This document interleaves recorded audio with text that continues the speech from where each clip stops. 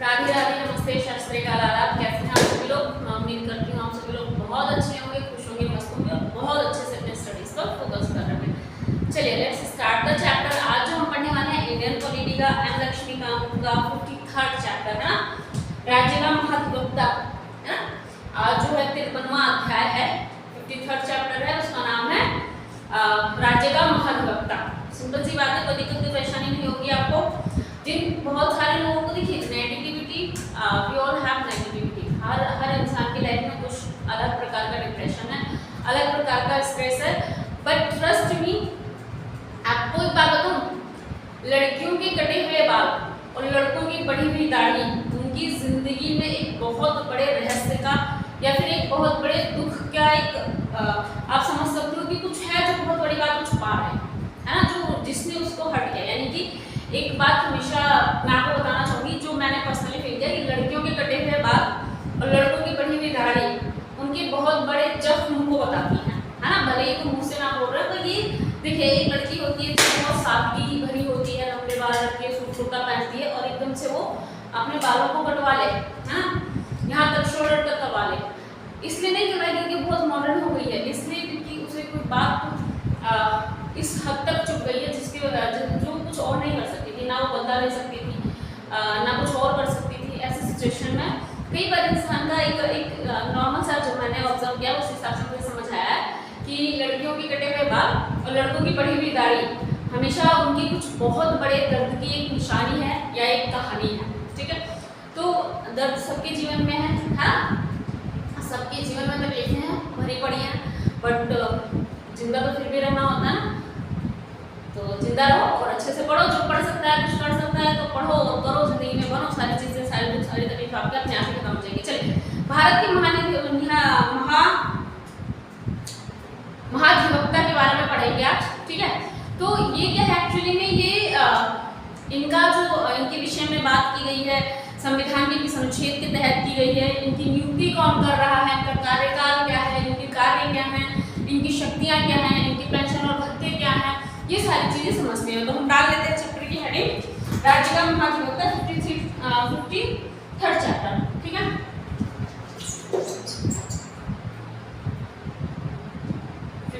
Chapter है राज्य का महाधिवक्ता।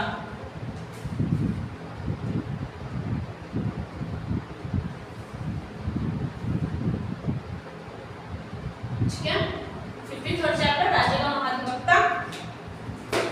इसके बारे में जो महाधिवक्ता जी के बारे में बात हुई है अनुच्छेद 165 में हुई है संविधान की। ठीक है, लेकिन चेक फर्स्ट की ऐसे विजिबल नहीं भाई, नहीं दिख ही नहीं रहा है, कुछ ज्यादा कुछ लग गया हूँ। Let me erase it.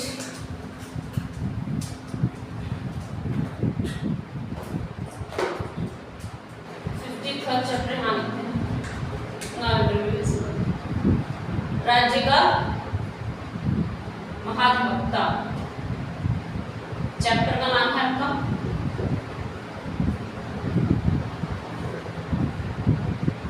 ठीक है।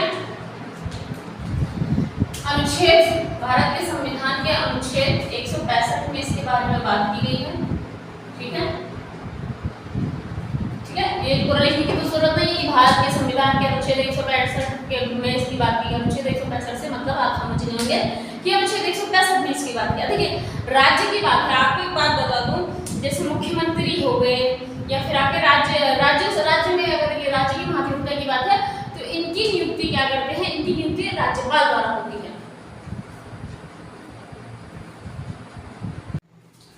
ये राज्य का सर्वोच्च न्यायाधिकारी होता है ना, जो आपके महाधिवक्ता जी हैं, ये क्या है, राज्य के सर्वोच्च न्यायाधिकारी।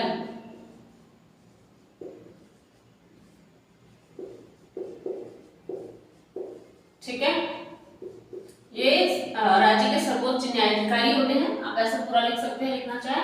ठीक है, अगर इनकी नियुक्ति की बात करते हैं तो इनकी नियुक्ति राज्यपाल द्वारा होती है, एज सिंपल एज दैट।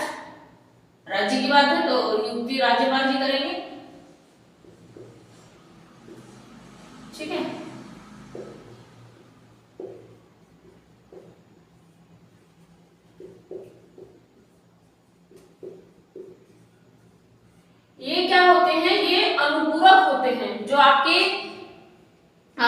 हमने इससे पहले जो पढ़ा था, क्या कहते हैं, अटॉर्नी जनरल ऑफ इंडिया पढ़ा था ना हमने, अटॉर्नी जनरल पढ़ा था हमने। तो ये क्या होते हैं, ये उनके अनुपूरक के रूप में भी कार्य करते हैं। अगर आपने पढ़ा हो पहले या कहीं सुना हो कि आपने उनके बारे में भी सुना है, कैग के बारे में, आपने राज्य के महाधिवक्ता के बारे में पढ़े, राज्य के महान्यायवादी के बारे में भी पढ़ लिया। तो बेसिकली ये क्या होते हैं, उनके अनुपूरक होते हैं। इनकी क्वालिटीज हमें क्या क्या चाहिए होती हैं, उच्च न्यायालय के न्यायाधीश की जो क्वालिटीज होती हैं वही हमें इसमें भी चाहिए होती है। जो उच्च न्यायालय के न्यायाधीश की क्वालिटी होगी, यानी कि किसी न्यायालय में वो 10 साल तक उसने एज वकील काम किया हो या फिर 5 साल तक वो न्यायाधीश रहा हो, तो इनकी जो क्वालिटी होती है या योग्यता होती है, इनकी योग्यता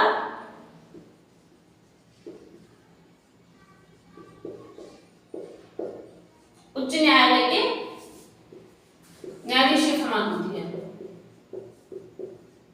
पंखा क्यों बंद किया?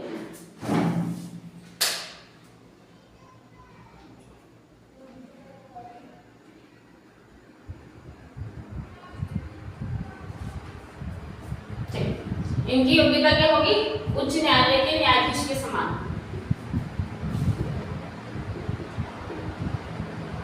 न्यायाधीश के समान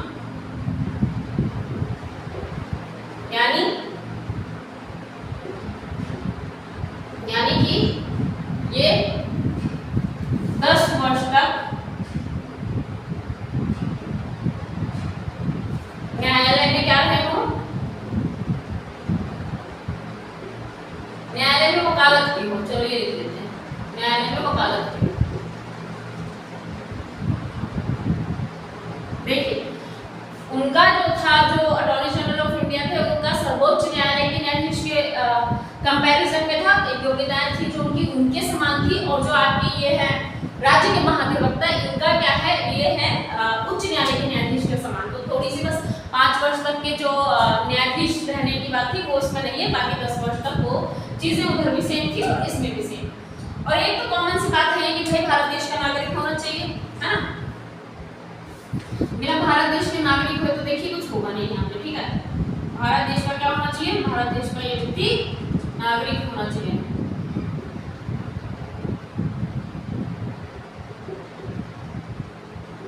अगर इनकी कार्यकाल की बात करें तो देखिए कार्यकाल के बारे में या फिर इनके पेंशन या भत्ते के बारे में कुछ विशेष बातें लिखी हुई नहीं है संविधान में।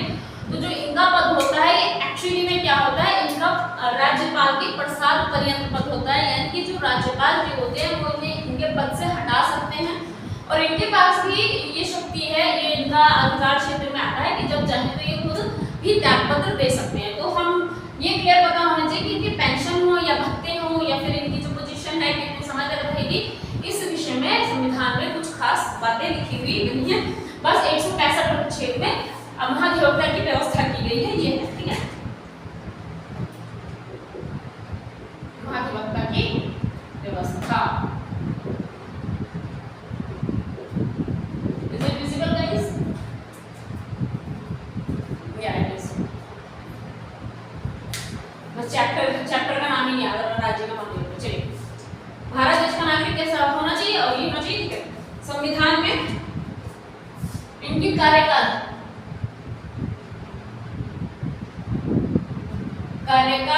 और वेतन के बारे में संविधान में शायद ये भी लिख नहीं रहा होगा इस हिसाब से। कार्यकाल और वेतन के बारे में फिर से लिख नीचे थोड़ा सा, कार्यकाल और वेतन के बारे में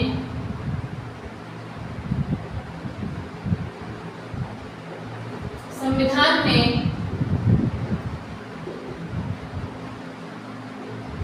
लिखित नहीं है, ठीक है, लिखित नहीं है। पर नियुक्ति तो होगी इनकी ना, नियुक्ति कौन कर रहा है, इनकी नियुक्ति राज्यपाल द्वारा हो रही है, ठीक है।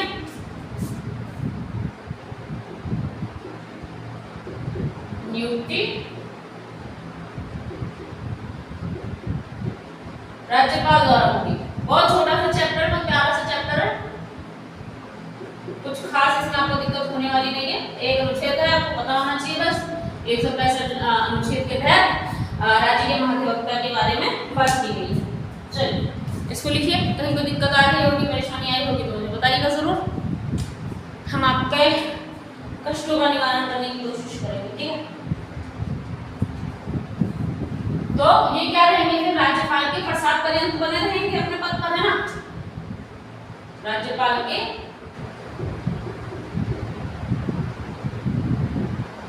प्रसाद पर्यंत पद पर बने रहेंगे,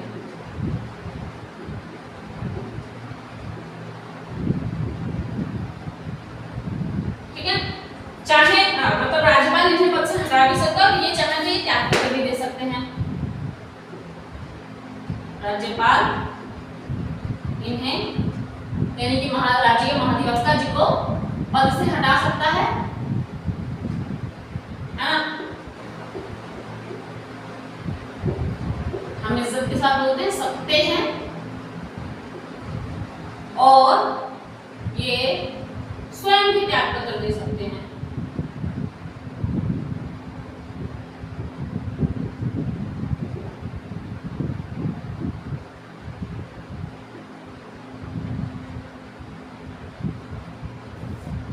ठीक है,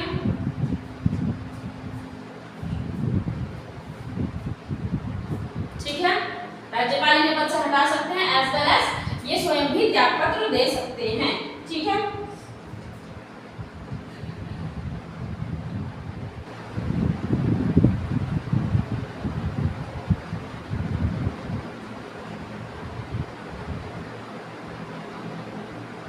चलिए, सामान्यतः ये त्याग पत्र कब देंगे, जब सरकार या मंत्रिपरिषद त्याग पत्र देती है ना। सामान्यतः ऐसा होगा, ये चीज भी लिख लीजिए कभी आपके दिमाग में। जनरली ऐसा होता है, जिसे हम हिंदी में बोलते हैं सामान्यतः। ऐसा तब होता है त्याग पत्र वाली बात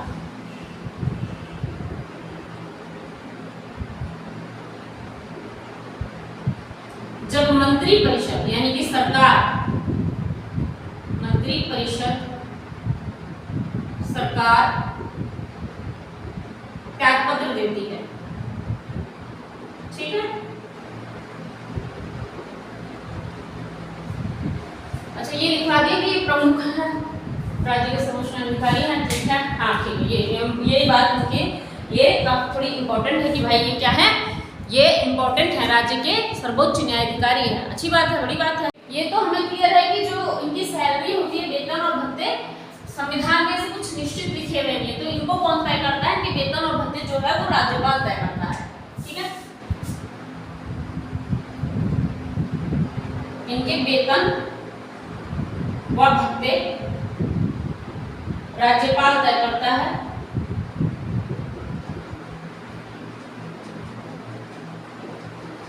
ठीक है। ये तो क्लियर है ना। अब इनके कार्य एवं शक्तियां जान लेते हैं राज्यपाल जी की, सॉरी राज्यपाल नहीं, राज्य के महाधिवक्ता जी की कार्य एवं शक्तियां इनकी क्या होंगी। ऑब्वियस है कि ये क्या है, कार्य एवं शक्तियां।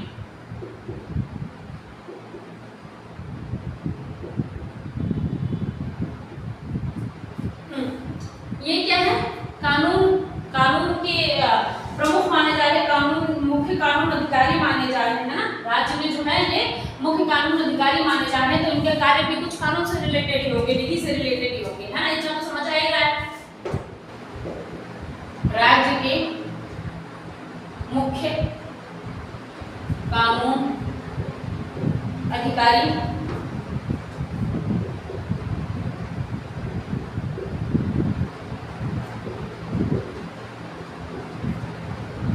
माने जाते हैं। तो इनके जो कार्य हैं वो जो भी राष्ट्रपति द्वारा विधि से संबंधित कार्य दिए गए होंगे वो सारे कार्य इनको करने होते हैं, ठीक है। वो सारे कार्य ये करेंगे।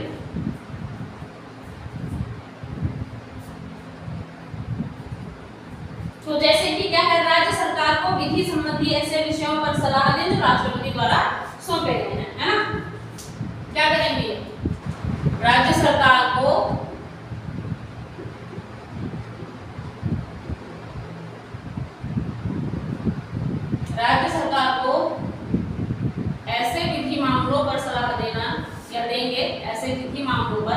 कानूनी मामलों पर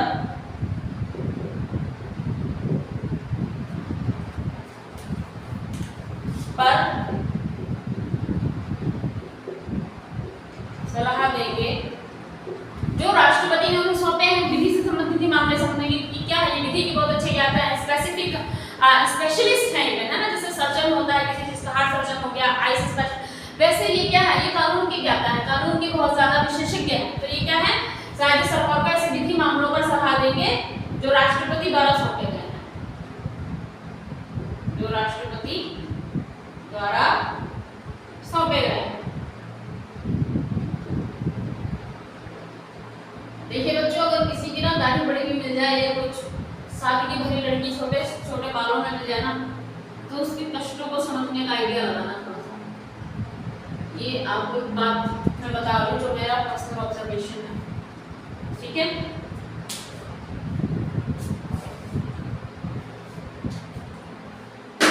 थोड़ा और क्या है, विधि स्वरूप में ऐसे अन्य कर्तव्य का पालन करेंगे जो राज्यपाल द्वारा सौंपे गए हो, है ना। ये ऐसे भी तो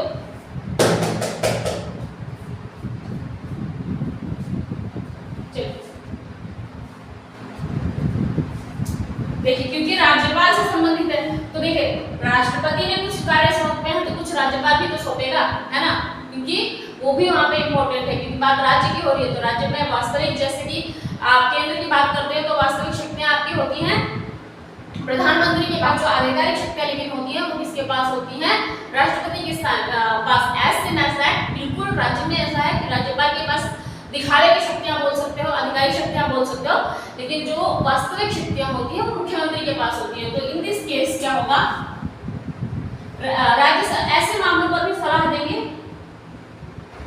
ऐसे मामलों पर विधिक सलाह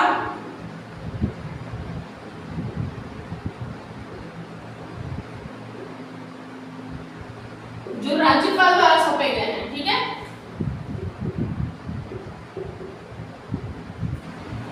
राज्यपाल द्वारा सौंपे गए हैं। पहले हमने पढ़ा controller auditor general of India, फिर हमने पढ़ा अटॉर्नी जनरल ऑफ इंडिया।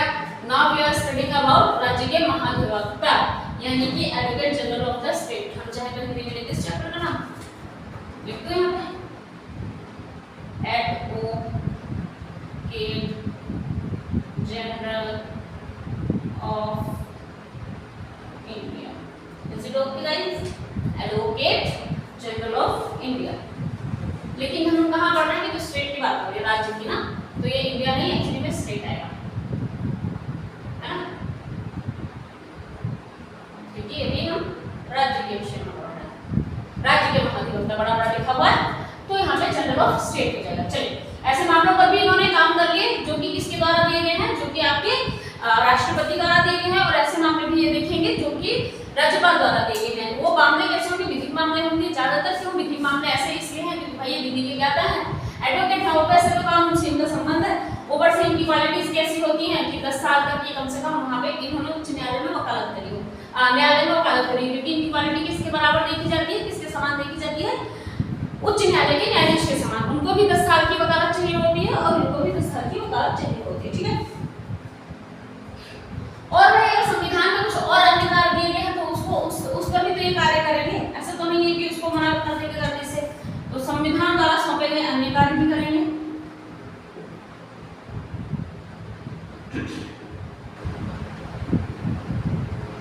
सौंपे गए अन्य कार्य,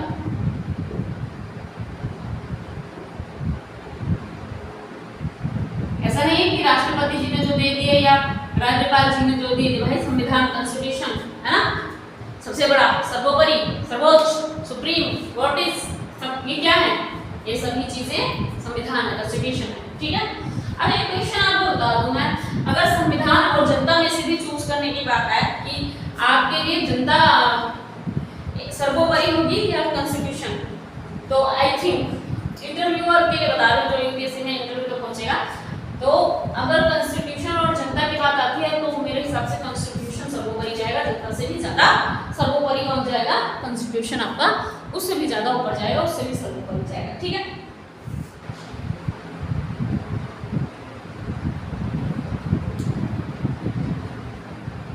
बाकी आपको पता ही है कि न्यायालय में सुनवाई का अधिकार है इसका, है ये जैसा कि हमने उसमें भी पढ़ा था।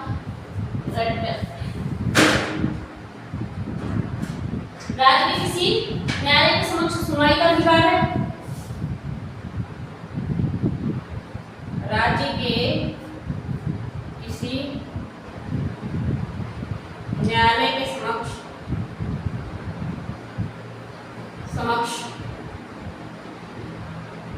सुनवाई का अधिकार है। ठीक है, ये थोड़ा आज कैमरा मेरा सेटअप ना इधर उधर हो रखा है, तो चेक करना पड़ा कि विजिबिलिटी आ गई है, क्योंकि काफ़ी चीज़ें ना कट गई हैं जो मैंने बोर्ड में लिखी है कि व्हाइट बोर्ड पे, उसमें से काफ़ी कुछ कट गया है।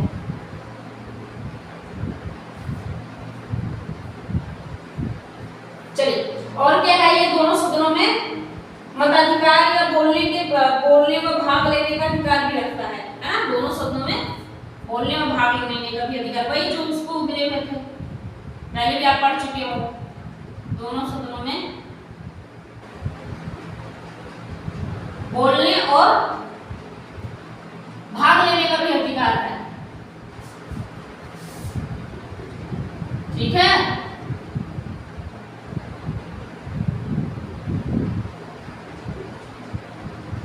ये तो इनके तीन बहुत इंपॉर्टेंट कार्य है ही है। इसके अलावा ये जो है ये दो कार्य भी इनके हैं। ठीक है, और इससे ही बिल्कुल सिमिलर कार्य आपके उसमें भी थे। ठीक है, attorney general of India. Okay, I think chapter में कुछ खास बचा नहीं है, एक बार अनुच्छेद देख लेते हैं इसके कौन कौन से या क्या क्या हैं। 165 राज्य के महाधिवक्ता की बात करता है, लिख लेते हैं। कहाँ पे लिखें, ब्लैक बोर्ड कितना, व्हाइट बोर्ड आपका कितना कवर हो रहा है।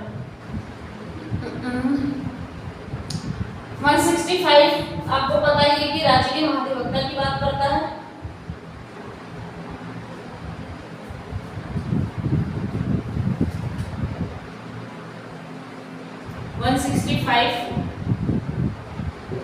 राज्य के महाधिवक्ता, ठीक है।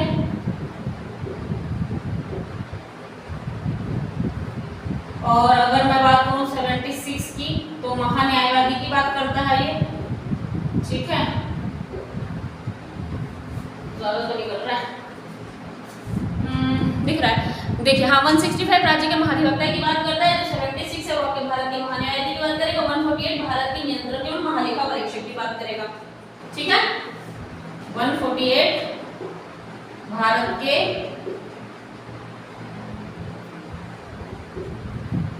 नियंत्रक एवं महालेखा परीक्षक,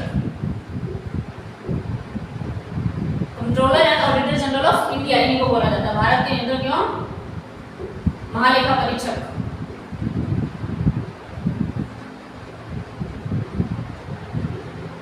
ठीक है, भारत के नियंत्रक एवं महालेखा परीक्षक, जिसे controller and auditor general of India बोला जाता है। तो देखिए, ये तीनों ही बहुत इंपॉर्टेंट हैं, आपके पता होना चाहिए आपको कि ये क्या है। वेरी वेरी इंपॉर्टेंट में लिख लीजिए, आपको पूछा जा सकता है। आपको कैसे पूछा जाएगा यूपीएससी प्रीलिम्स में, ये अनुच्छेद दे दिए जाएंगे और आपको बोला जाएगा कि इनका मिलान करिए। है, एक साइड आपको अनुच्छेद दे दिया और एक साइड ये लिख दिया, तो आपको पता होना चाहिए कि आपके महान्यायवादी की बात की गई है 76 अनुच्छेद में, 165 में की गई है भारत के राज्य के महाधिवक्ता के बारे में, और 148 में controller and auditor general of India की बात की गई है। सिंपल सी बात है।